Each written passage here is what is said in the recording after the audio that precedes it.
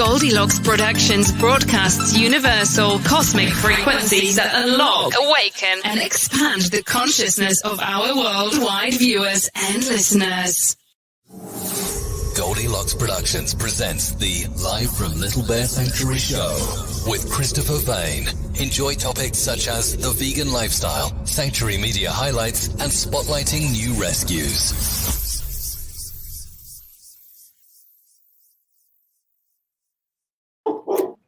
Happy Friday, friends. Welcome to Live from Little Bear Sanctuary. I'm your host, Chris Vane.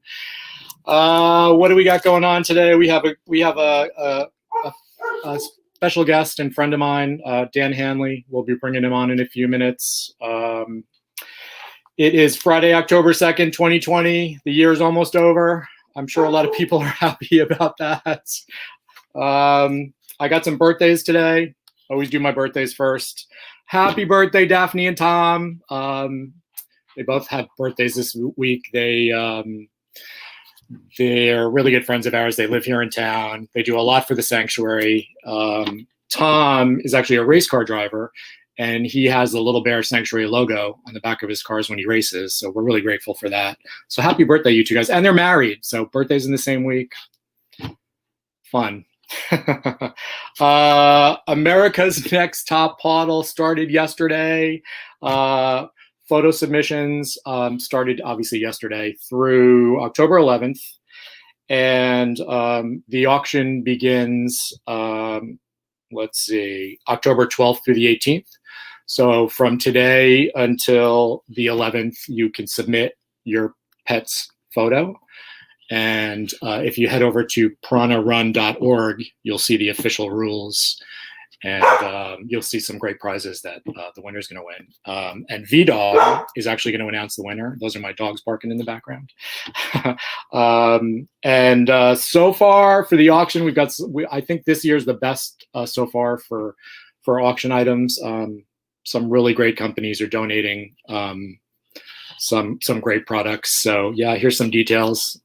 If you got a piggy, if you got a dog, a cat, a rat, a rabbit, whoever you want to enter into our contest from now until the 11th, it's $5 per entry. The first 5 people who sign up will receive a Mr. Peanuts pet carrier. And I think so far there's 2 spots left for that. So yeah, Mr. Peanuts, we love Mr. Peanut. They'll also be, we'll also be giving away some of those. And actually, let me show you what it looks like. Mr. Peanuts. This is the carrier. It's actually really nice. It's vegan and cruelty free. It's really well put together. It's airline approved. Look how nice that is. Comes with a carrier. Really nice stuff. Thank you, Mr. Peanuts. What else do we got for you guys? My Giving Circle, you guys who voted for us, we made the top 10 and we received a $1,000 grant from My Giving Circle. So thank you to everybody who voted. Really exciting stuff. Also, people were able to donate through that. So I think we brought in a little over $3,000 total for the sanctuary with that fundraiser. So thank you everybody for voting. Voting was free. You guys did awesome. We made the top 10, $1,000. Woo! The last week we started, I started showing everybody replacement items for the week. Easy products that you can change out in your home from your non-vegan to vegan. I get a lot of people asking me, what products do you use as a vegan? Especially when it comes to dairy. I think a lot of people, their biggest hurdle with transitioning to vegan is dairy, cheese, milk, all that kind of stuff. So I'm a big coffeeholic, and I've tried every coffee creamer out there. And if you guys haven't tried the Silk coffee creamer, this really, for me, comes the closest to half and half. My biggest hurdle was cheese and half and half. I've been vegan for 10 years. So 10 years ago, there were not a lot of options. It was slim pickings. So this Silk makes some really amazing products. They got a couple different flavors. So yeah, change out that half and half. And last week we talked about butter. I'm kind of sort of doing on the dairy craze for the next few weeks because I know that's a lot of people specifically ask about dairy replacements. And guys, dairy is scary. Nobody needs to drink cow's milk anymore. We're the only species that drinks another species' milk. Crazy, right? Anyway, congratulations. We've got, I know we're going to be putting up a pic of Nemo the kitty in a second. We had a giveaway on Instagram for a Mr. Peanuts pet carrier. And it ended yesterday. And Nemo the cat was the winner. He's a really cutie, and he's going to be receiving Mr. Peanut's pet carrier. I'm sure you're going to see his picture in a minute. He's really, really cute. There it is. Look at him. He's so deserving, and he comes from Miami.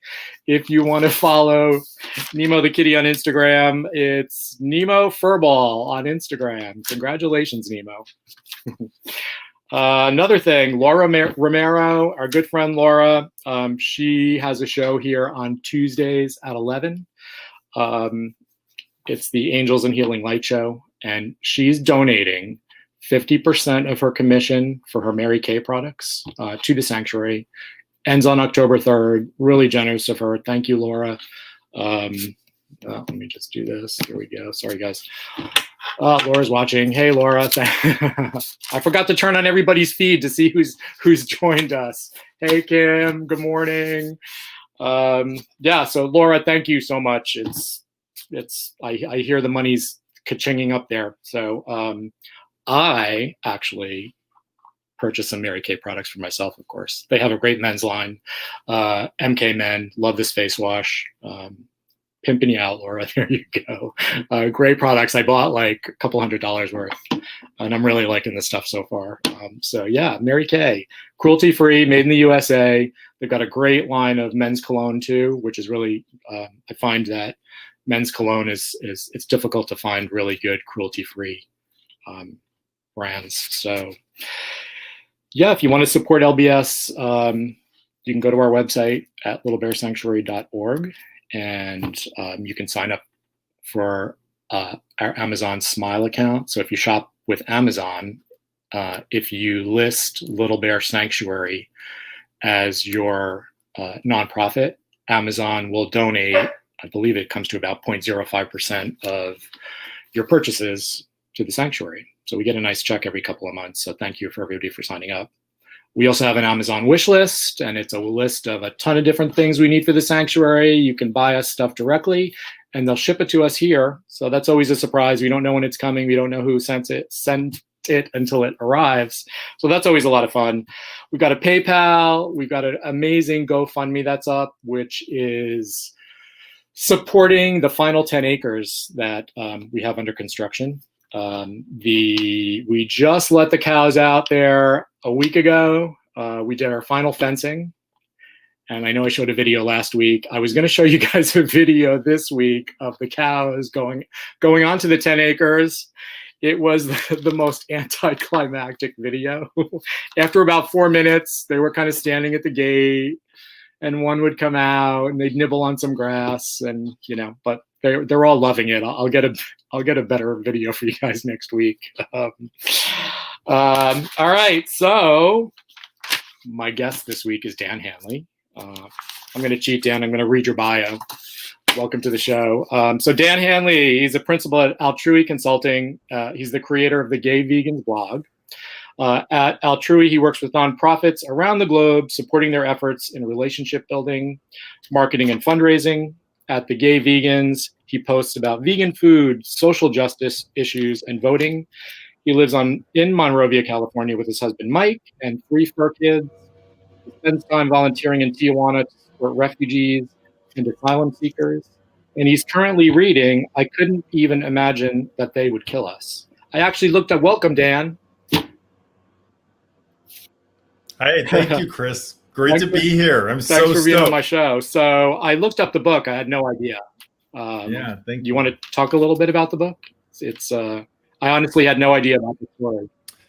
Yeah, so it's right here, and this is this is there are so many tragedies, right, in the world right now. I mean, there's for those of us who care about making the world a better place for all living beings, or for those of us who just care about other people and other living beings, there is a list of things that are happening that we can take action on. But this is just a story about a bunch of kids, a bunch of students in 2014 who were going to an annual protest in Mexico City.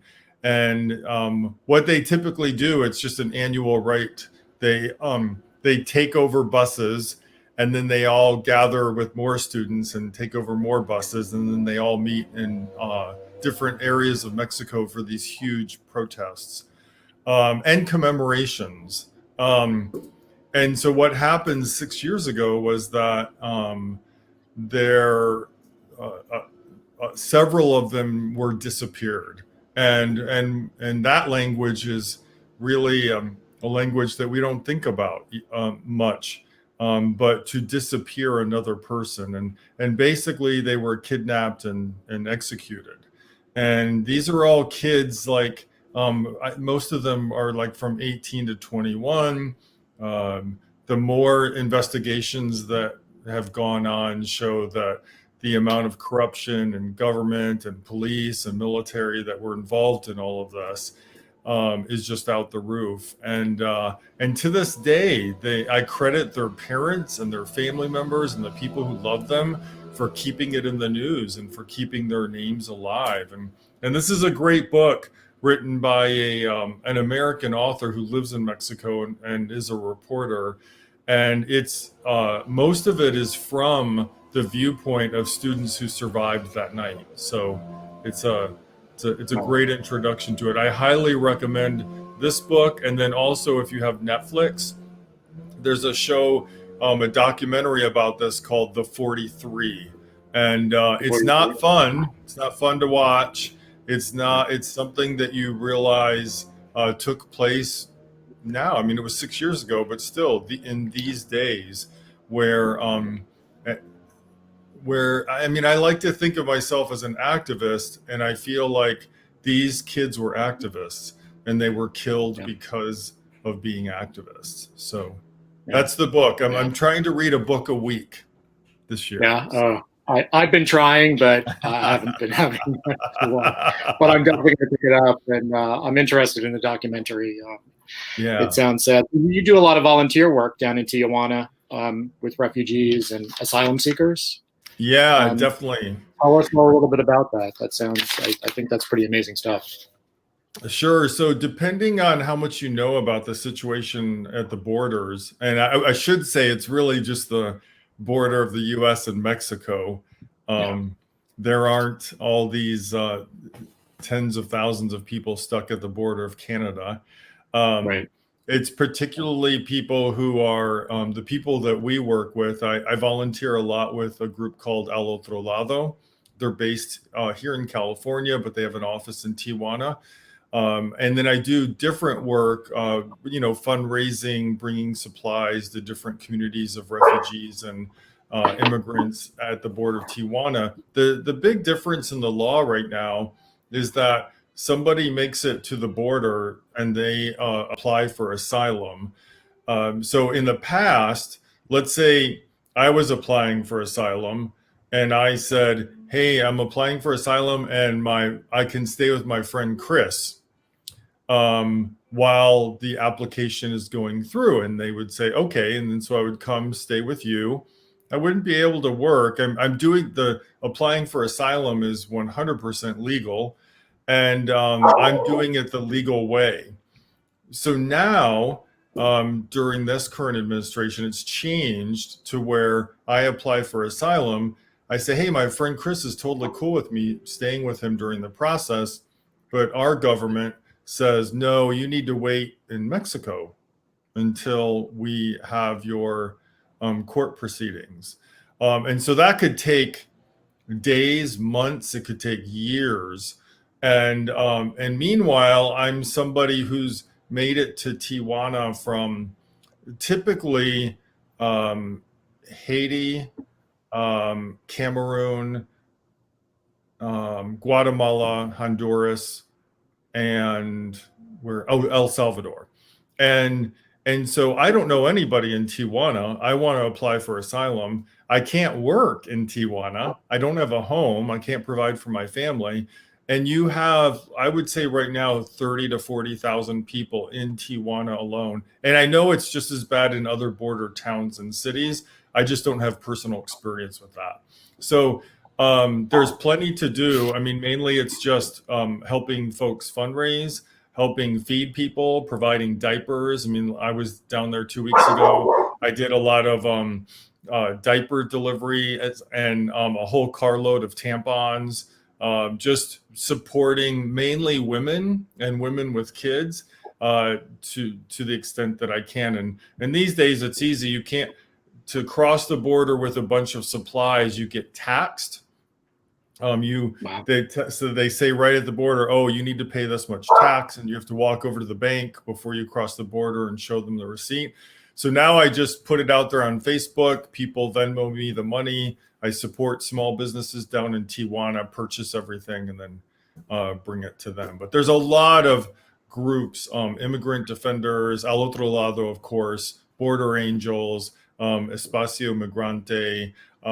There's a couple specific organizations that serve and house LGBTQ asylum seekers, which are going through even a tougher time.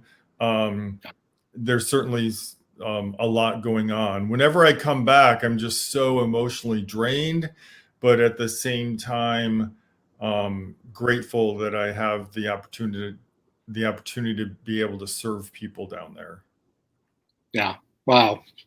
That's crazy. Yeah. Anyway. So on the good, to share some good news with you, Chris, I have this delicious cup of coffee in my Tijuana mug. Okay. And I have the privilege of being able to spend time with you there with everything that activists are going through these days and doing and being a part of. It's really important for me to remember all the amazing things I'm grateful for and all the amazing things and privileges I have, and this just amazing life that I have. Yeah, that's awesome. If people want to donate and help you out, where can they do that? Yeah, so if they, I have an ongoing Venmo account. My next trip to Tijuana will be in 3 weeks, and my Venmo account is Dan-Hanley-2, the number. And they can just Venmo me there. They can, so if they donate that, I'm going to buy supplies. I get a list of supplies needed. There's these 3 badass nuns in Tijuana who have been serving migrants for decades. And I just check in with them and see what they need. And then so the next day when they are still in need of all those products, I cross and then I buy those products and get them to them. And they serve women and women with kids who are stuck in Tijuana. And if you are, I mean, I know you're a nonprofit, so you're familiar. If you just want to make a donation to a group that's already, down there in the trenches, doing everything they can every day to serve migrants and refugees. Al Otro Lado is my favorite group. I have a huge heart for them. It's ALOTROLADO.org. It means the other side in Spanish. Okay. Do you speak Spanish? I do. Oh, it's very helpful down there. I bet. Yeah. So that's amazing, man. Thank you for doing that. Yeah. I think a lot of people, especially now, everything is animal rights. And I think a lot of groups forget that there's people like immigrants at the border and hungry, and it's really great that you are working with that community. Thank you for doing that. That's really awesome. Yeah. And Chris, I'd also like to add that the vegan scene in Tijuana is crazy right now. I mean, I eat really well down there. And the great thing about this Venmo account is not only do I use that money for supplies, but I buy dinner meals for people. Like last trip was 100 meals from vegan restaurants and pass those out. So we not only get to serve human beings who are suffering and who have nothing, we get to support local vegan restaurants in Tijuana. Fantastic. Let's move on to something a little lighter. Sure. So you and your hubby, Mike, live in Monrovia? Yes. How long have you guys been together? Oh, we've been together for, married for 15, together for 17 years. Oh, awesome. Yeah, and I married way up. Yeah. You have a bunch of fur kids, I know. Yeah, we do. So we recently lost our Lily, but now we have Ludwig, who's a little Yorkie. We don't have big dogs like you. We have Agnes, who's a Maltese mix, and we have Nadia, who is a white-haired terrier mix. Okay. All from local LA shelters, of course. Yeah. And I read that you have fostered over 50 dogs. Yeah, I mean, Mike and I have talked about this after I put that. It's probably over 100, but we've had a lot. I mean, Mike was just talking to one of his students the other day who asked about how many, like, what is the most dogs we've ever had in the house, and we think it's 8 or 9, and half of those were fosters at the point. But we foster dog. We haven't done this in California yet, but in Colorado, we would foster dogs all the time and get them adopted quickly, not just having them, the longer they stay with us, the more chance the foster fails. So we learned. I have a lot of foster fails. I have a lot of them. Our big boy Hubert was our last foster fail, and I actually haven't fostered since. We had a house full of Randy won't let me foster anymore. Exactly. We had 5 baby pit bulls running around the house, and I think I remember that. Yeah, how could I not take one? It was exactly. It was a lot of fun. So I know a lot of people think about fostering, and fostering does save lives. I tell that to everybody, and obviously adopt, don't shop. People always ask, oh my God, how can you foster and you have them for so long and then you give them to the next person? It's so sad. Any words of advice for fostering? Yeah, so I would give words of advice on fostering for both for dogs and cats and any other type of adoptable animal and children. Mike and I were foster parents for kids in the foster care system back in Colorado. I just think that we every day have a chance to make the world a better place for all living beings. And for me, I really think about that every day. What can I do today to help people with nothing, to help animals who are suffering, the list goes on and on. And for the whole fostering thing for me is that, one, it gets an animal out of a cage, and it gets an animal out of that constant barking. And I mean, every dog that we have adopted or fostered is severely traumatized after being in the shelter. And typically they're in the shelter, like they enter the shelter traumatized. So just getting them out of that, I remember for years I cleaned cages at the Max Fund in Denver, and it was my thing. And I open the door and the dog wants to kill me. That's That's what the emotion the dog is showing to me. And so you think, how are you ever going to get adopted? And then you hold the dog and you talk to her and you love on her, and like instantly they're back to this I don't know, abused creature that really just wants love. And so it makes a difference. It also takes the burden of cost away from the shelter, and it allows them to put another animal in the shelter to hopefully get adopted. And in the world of fostering children, I mean, we're actually thinking about fostering, so that's children. Yeah, it's very similar. I mean, you have the opportunity to just show tons of love onto another human being, and compassion and an ear to listen, and I found in the lives of kids, just showing up and just giving a shit changes their trajectory.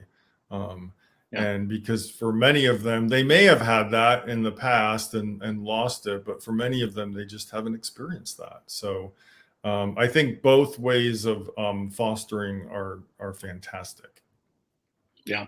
Yeah, we're just hooked up with the Children's Network of Florida here, and they're going to be coming out with a group of kids who are going to volunteer here weekly, because especially now during the pandemic, there's not a lot for these kids to do. So yeah, I'm excited about that. And and Randy and I have talked about fostering.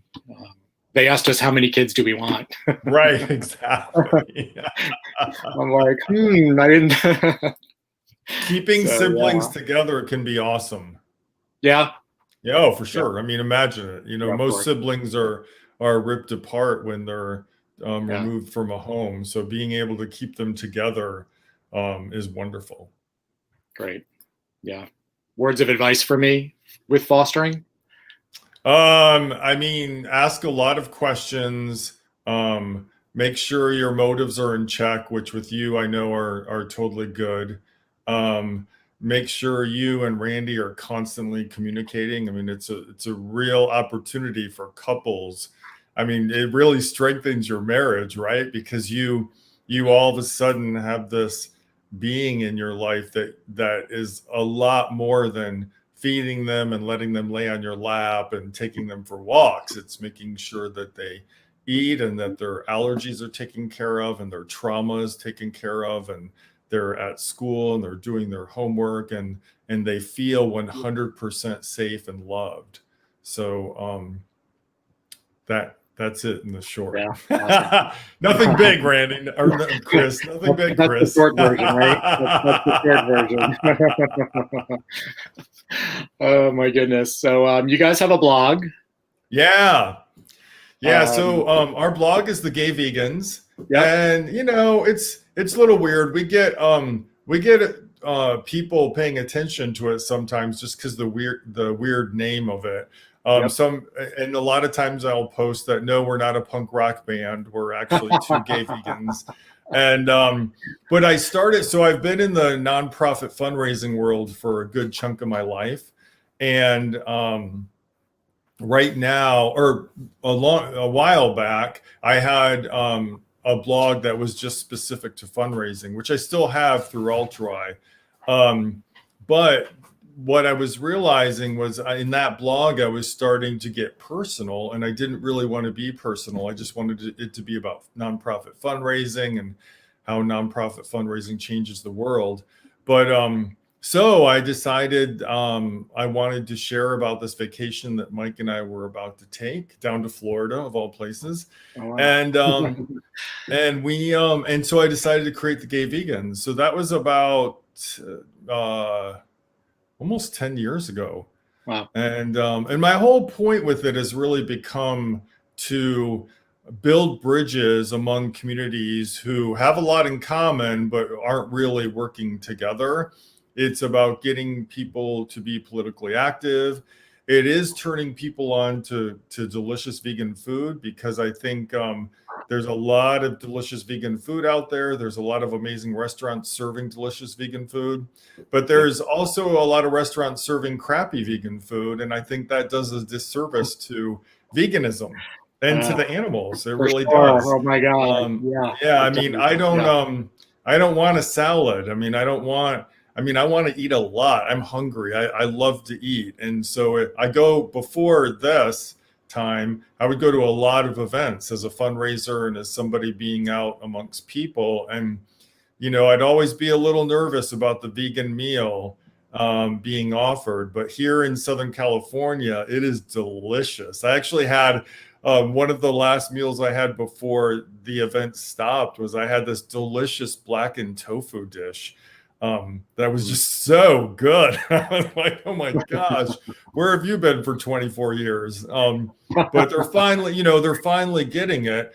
And so I talk a lot about that on the blog, but right now I'm just talking about politics, religion, all the things that you're not supposed to talk about. All the things you're not supposed to, right? Yep. Exactly. But it's just so important, on Twitter this morning, I'm just sharing stories about people's ballots being returned because they didn't fill them out completely, or here in California, if you're not registered to vote for whatever reason, you still can register through the 19th.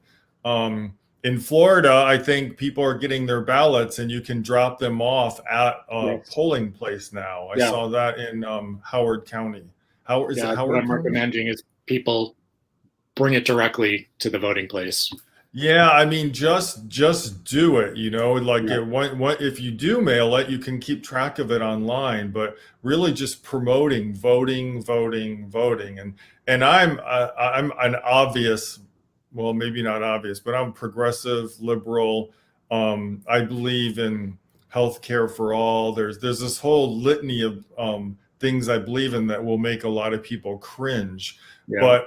Or just look at things in a different way. I mean, we all have much more in common than not. I firmly believe that.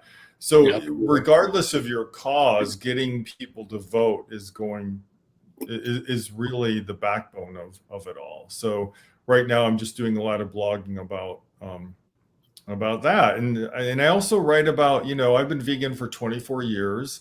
I grew up in Michigan. It wasn't a vegan paradise. I grew up with meat eaters, and we had a dog, and we loved our dog very much. We would never slit her throat and eat her. We just wouldn't do it. But as I was in the military for a while, and I was having a meal with a bunch of Buddhist monks after a human rights protest at a Chinese embassy about Tibet Day and International Human Rights Day. And I was eating my meat dish, and they were all eating a vegetarian dish. I didn't realize it. And one of them said to me, like, so compassionately and lovingly, it's really tough to believe how loving and compassionate you are in all of your life, except when it comes to your plate of food. And he didn't say it in a way of judgment. I didn't feel judged at all. I felt like I had a spiritual awakening at that moment, that I was reborn. I was looking at it completely different.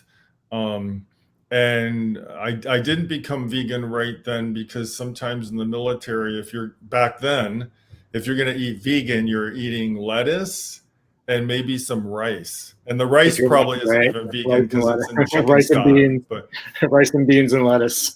Well, yeah, and then the beans of lard and the rice is chicken stock. So you're really just back to the lettuce. So it took a little bit, but a few years later, I was vegan. I was invited to vegan potlucks in Norfolk and Virginia Beach, Virginia. And I had delicious food. I had people who taught me how to cook simple dishes, and taught me that Pepsi and potato chips are vegan. And that doesn't have to be breakfast, lunch, and dinner. And so now it's like I'm 24 years vegan, and I'm cooking bok choy, and I'm like, who is this man? Where did he come from? And I love it. And that's one of my more recent posts is cooking with bok choy I saw and that. kohlrabi, which are new. Yeah. Which are new to me, but I'm finding are really delicious, and they stay long in your fridge, and you can be really creative with them. So Yeah, that's kind I of love that. Yeah. the thing about the blog. The one page that I love that gets the most traffic is our helpful blogs and websites, and Okay. so there that page gets traffic because I tell people if I talk about nutrition that I'm not a nutritionist, I'm not an RD. I only know that how I feel when I eat certain foods and what my doctor tells me. But so I have links to people who know these things. I have links to people who are great vegan bloggers, who are great vegan cooks, who are great vegan nutritionists. And so that for people who are just becoming vegan, there are just tons of resources. And I try to keep that list fresh and up to date so that anyone coming to our blog has the resources they need to enjoy being vegan as much as I do. Awesome. I read that you, in your blog, you said what helped you with being vegan was getting comfortable in the kitchen. Yeah. It didn't mean you were a good cook, but that you got comfortable in the kitchen, right? Exactly. So when Mike and I met and started dating, he realized that most of my meals were frozen Amy's burritos, which I could always get for like 3 for $5. Like really, would always be on sale. They're always on sale, right? 3 for $5. Yeah. Yeah. And tater tots. Oh, And boy. so now when I make a meal like that, we call that the Dan's meal. And it's just simple frozen food heated up. But now, I mean, it's one of the things I blog about, and especially on Instagram, when I do meals, I try to price them out so people realize, wow, for $10 you can feed, well, for 2 of us, which is really 4 because we both eat a lot. For $10 you can have this delicious meal. I mean, I just I made a tater tot casserole the other night from God. Holy Cow Vegan. That's my kind of food, man. That's my kind of food. It was so good. And Yeah. and you know, again, I don't cook for health reasons, but there are vegetables in it. And you can use vegetables of your choice, really. But it's almost like a chicken pot pie with tater tots, because there's I put I forget I forget which Italian sausage I use, but you cut up Italian sausage and put it with the frozen veggies and the flour and the sage and the salt and pepper, and you cook that in an iron cast skillet. And then you top it off with the tater tots, and then you bake it for 55 minutes. And it couldn't be easier. And it really costs about $8. Wow. And so we had dinner for us and lunch the next day. And so I try to do, when I'm cooking, I try to remind people that veganism isn't expensive, and even if you live in a food desert, which I know a lot of people do, and they don't have access to fresh foods, some of these recipes have frozen veggies that are more accessible than fresh ones in food deserts. Yeah, true. Wow. Yeah, I would probably add like cheddar cheese on top of those tater tots. I'll add that to the list of reasons why I love you. Oh God. So so Veganuary is coming up. Yeah. What I know there's a lot of I have a pretty broad range of viewers who are all at different stages of waking up to what goes on in the food industry. And, you know, I always tell people the food industry makes you sick and the pharmaceutical industry keeps you sick. And now more than ever, there's amazing documentaries. There's so much literature. Any helpful hints other than what you've just given? Any documentaries you recommend? Is there a good documentary that you've watched about veganism? Yeah, so I forget the name of it, Chris. I'm so sorry. I'm such a bad Netflix person because I don't Oh my, remember the oh names my. of If these I don't write things. it down, I'll Right. forget about it. There is the one that Mike and I watched a couple months ago about athletes and veganism. Oh yeah. Oh my gosh, I'm just as bad as Um, you. yeah, but I that have it was written down good. somewhere actually. Oh my goodness. Yeah, that one's pretty amazing. I saw that Yeah, one. The Game Changers. the Game Changers. Yeah, that Yeah. one was really good. But I think when I think of when I think of the best way for me to talk about veganism or to have people consider veganism is just by the way I live every day and the way I put myself out there, and how do I treat people, and um, how do I treat animals, Yeah. and how do I work every day to make the world a better place for all living beings, because that example is what people look at. Yeah, for sure. Oh wow, Dan, he's an okay guy. He's pretty cool. Oh, he's a vegan. What does that mean? And then we get to talk about that. And why are you vegan? And Yeah. I find that most people around me who are not vegan would be vegan in a heartbeat if they had a personal at-home chef, Absolutely. who Yeah. cooked for them, because the Yeah. food is so much better than any type of like dead animal meat dish could be. It's so much better, so much flavorful in it. You feel like you feel full, but you don't feel like bloated. Well, the way I eat, sometimes I do, but I mean, Those Beyond it's Burgers. just yeah, exactly. It's just so much better. And so then if I'm hanging out with people who feel like they can be vegan if they had a vegan personal chef in their kitchen every day, then what can I do to add to what that means to me is that if it was easy and I didn't have to Yep. think about it, then I would eat more vegan. And so then that's where I'm like, okay, I made this really super easy dish. Um, and everything that's in the recipe is already in my fridge or freezer. And it Yeah. took me 10 minutes and it cost me $7.50. And anyone can do it. Anyway, so bringing the Yeah. accessibility of cooking vegan and really taking to task places who, I take restaurants to task all the time. It's so easy. There is a restaurant that Mike and I love that has every vegan dish marked. It's Janet's Cool. Mediterranean here in Duarte, California. They deliver through one of the delivery services, but it's really only 5 minutes away. So, and they have their Mediterranean food, and their hummus is delicious. Their baba ganoush is delicious, but everything on their online and their to-go menu is marked vegan. So we don't Yeah. even have to think about it. Oh, is this baba ganoush vegan? We don't have Right. to ask about it. It's all clearly listed. It's Yep. fantastic. And so that's something easy that all restaurants can do. Absolutely. And when I was first becoming vegan in Norfolk, Virginia, I was at a restaurant where the owner chef said, yeah, I'm not interested in making vegan dishes at all.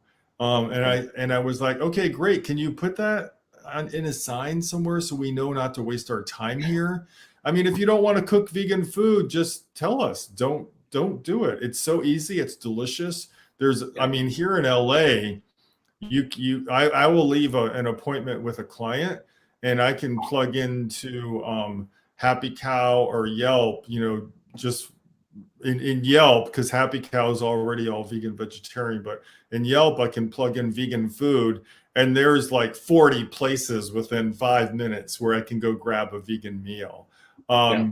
But there, it is for me, as somebody who wants to see veganism grow and he really believe that veganism is an answer to so many of our challenges in our world right now, Yeah, that for sure. I take accountability with restaurants. And if I'm going to support a restaurant, I want to make sure that I'm making sure they have information that they may not have had to help them better serve delicious vegan food and food that people don't have to question whether it's vegan or not, that they just know I can order this dish and I know it's vegan. Right. Yeah. Awesome. I don't know if I answered your question, Chris. Yeah, I think so. I think so. Okay. Yeah, I feel the same way. And you and I have known each other for a few years on social media. And if you follow my accounts, I don't post the slaughter stuff and the cruel videos that I know, it's all over the place now. I really show people, this is what I eat. Mm-hmm. This is how I live my life. These are my animals. I think that's I get a much better response. I don't have a lot of trolls, good old trolls. Yeah. Like a lot of those accounts do that, just, do those type of posts. And I think they're needed. I mean, there's definitely a place for those accounts, and obviously they do change a lot of people. I became vegan 10 years ago, reconnected with a friend on Facebook, my buddy Mike, and he was showing those videos. And I logged on to Mercy for Animals, and they have I still think they have it. It's called meatvideo.org. And what they do is they show you, this is the life of a pig. This is the life of a chicken. Like, they go through each animal on a factory farm. And Dan, I was like, my mouth dropped open. I had no idea. I think we're all told the lie growing up, how our food is made, where our food comes from, it comes nicely packaged. And I never thought about the life on the plate and how it got there. And literally the next day I went vegan. It was so eye-opening for me. And I'm vegan for the animals. I know a lot of people do it for health and all the other stuff. When I became vegan, I was overweight. I had high blood pressure. I was on an anti-anxiety medicine, high cholesterol medicine, high blood pressure medicine, and now I'm off of everything. Right. So the health benefits come, and so like you, I like to show the positive side of stuff. I wish we had the restaurants like you guys have out there, but I'm sort of in a different world down here in Florida. People, you got to get out of Florida. You got to get out of Florida. And I'm like, well, who's going to stay here to take care of the animals if I leave Florida? Right. So I got to stay here. Somebody's got to stay here, right? For sure. Yeah. So you have this amazing consulting company, and I pronounced it wrong. How do you pronounce it? No. You pronounced it right. I mean, I think I'm the only one who pronounces it Altrui. So. Oh, really? Okay. One of my best friends is a master copy editor, and she pronounces it like you do, and I'm like, well, if she pronounces it that way, that's the correct way to pronounce it. Altrui. One day I want to just do a video of asking people how they pronounce it. Like, it's just, that's a great idea. But it's really just based on altruism. Okay. And I left. I've been in nonprofit. I've led nonprofit fundraising teams for 12 years, and last year I decided to leave that world and start my own nonprofit fundraising consulting firm.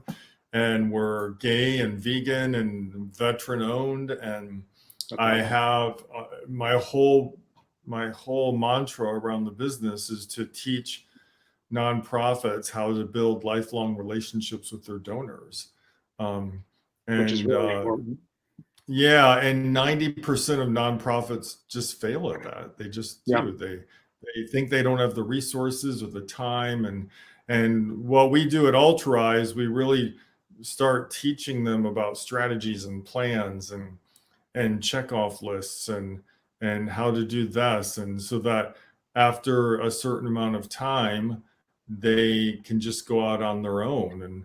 And we're never meant to be like a permanent fixture to a nonprofit. We want to teach them how to do it, and then most of our clients we're working with for 6 or 12-month contracts.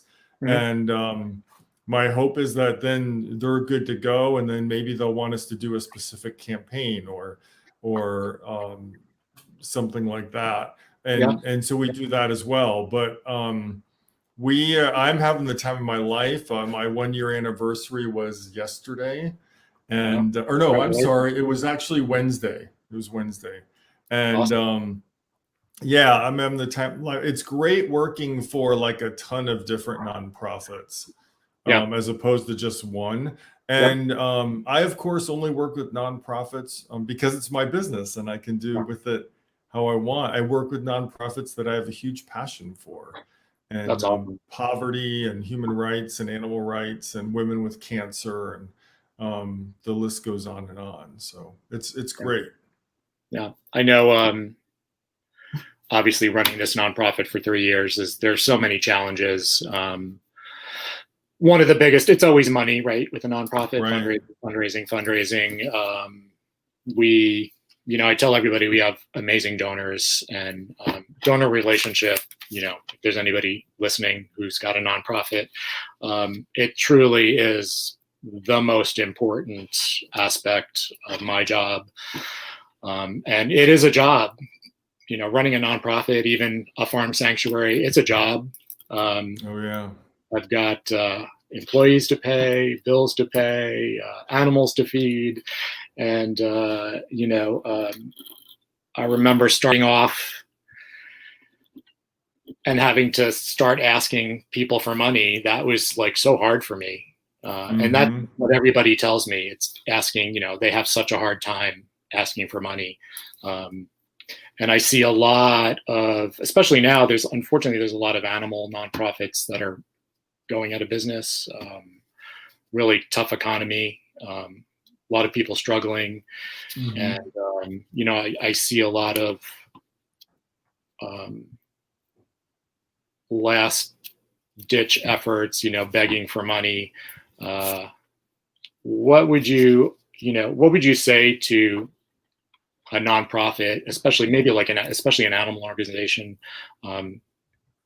Animals, it's such an expensive business, just feeding. The veterinary costs are skyrocketing.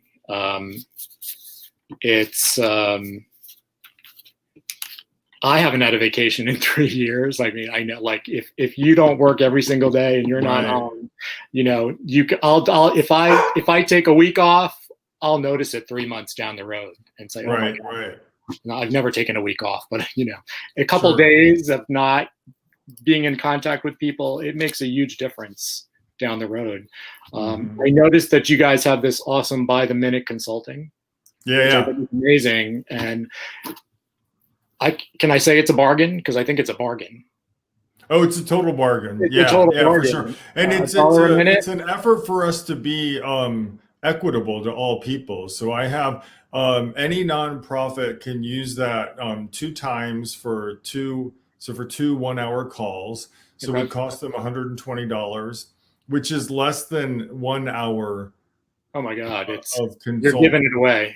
But I offer it because there's nonprofits all over where they just don't have the budget, and in 60 minutes we can take somebody who's really struggling personally and professionally in their fundraising role, usually executive directors and founders who are just at the edge, and we ask a series of questions beforehand and get the answers back. And then, so as soon as you pick up the phone when I call you for that hour, we are just boom, boom, boom for 60 minutes. And and then if if we need another one, we do it. And then if you want to become a client, great. But it's never about that. It's just so that, most people can just charge that to their debit card. They don't even have to use funds from the nonprofit. And that way, our experience in changing the world through nonprofit fundraising can become part of your strategy without breaking the bank or having to do a fundraising campaign just to pay for it. just to pay for it. Yeah. Yeah. That's great that you do that. I was really impressed, and thank you for doing that. Thank you for your service too, by the way. That's awesome. Thanks. Um, And I would, if I could throw in one thing, Chris. Yeah, please do. This is just going to blow your mind, because it blows people's minds all the time. But I 100% believe that fundraising is not about money at all. It just isn't. It's all about relationships. And if you can build solid relationships with your donors, and I would say this is even for people who own businesses, if you can just keep building solid relationships with your clients, your customers, your donors, whoever that is, you're gonna make it. And one of the things that you guys do right all the time is that in building that relationship is, one, when I look at the philanthropy that Mike and I do, when I make a donation, I'm thanked immediately. Yep. And I don't mean by some bot email. I mean by a phone call or an email right away. Oh my God, thanks so much. The other thing is somebody is telling me how they spent the money we donated. Yes. And you do that with your videos all the time.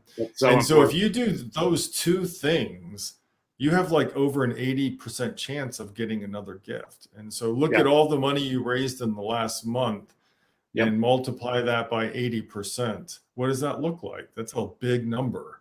It is. And there's still, even though people go to conferences and learn all this stuff and they take notes and they come back saying, I'm going to make all these changes, they just get caught up in more meetings and more meetings and more meetings and this program and that. And they just forget about the relationships that will sustain them forever. I couldn't have said it better. Oh, right. Yeah, seriously. It's I get asked a lot. I want to open it. People say, I want to open an animal sanctuary. I want to open an animal sanctuary. Give me advice. Give me advice. And first of all, I usually tell them, don't do it. Right. Because it's tough. I had an Instagram account. That's how you and I met, for at least 3 years before I even considered opening the sanctuary. Mm-hmm. So I sort of already built those relationships. And also going in, I knew, like, if we can't afford to buy the house and the land, then, if we're doing a fundraiser to actually buy the property, then we're going to be so behind the ball. Mm-hmm. And I think that's the biggest mistake a lot of people make, is they start a fundraiser for $200,000, assuming that, they're going to open a sanctuary. Here's, take my money. And that's actually not what happens. And it's usually, I see a lot of people fatigued from it. And, after 6 months, when the money's not coming in, what happens then. Right.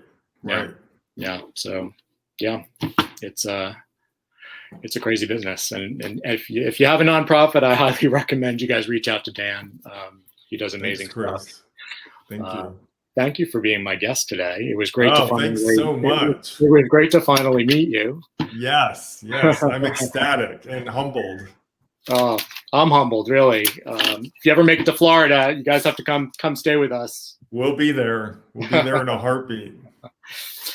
All right, I'm going to close my show. I didn't even get to the news, Dan. We talk so much. Oh no, which is great. No, it's awesome. Thank you again for being on the show. Yeah, thanks, Chris. You were awesome. Yeah, and stick with me for the end here. Okay. All right, so we're at the end of our show, guys. It's Friday. Again, for America's Next Top Poodle started yesterday. So if you have a cute fur kid and you think they're model material, head over to our friends at prawnarun.org and you can submit a photo of your pet for only $5. The prizes are amazing. You have until October 11th to submit photos. On the 12th to the 18th, we have our yearly auction with some amazing, amazing auction items. Next week, I'll kind of go through a list and tell everybody, what's happening. There we go. There's a little kitty there. Yeah, pranarun.org.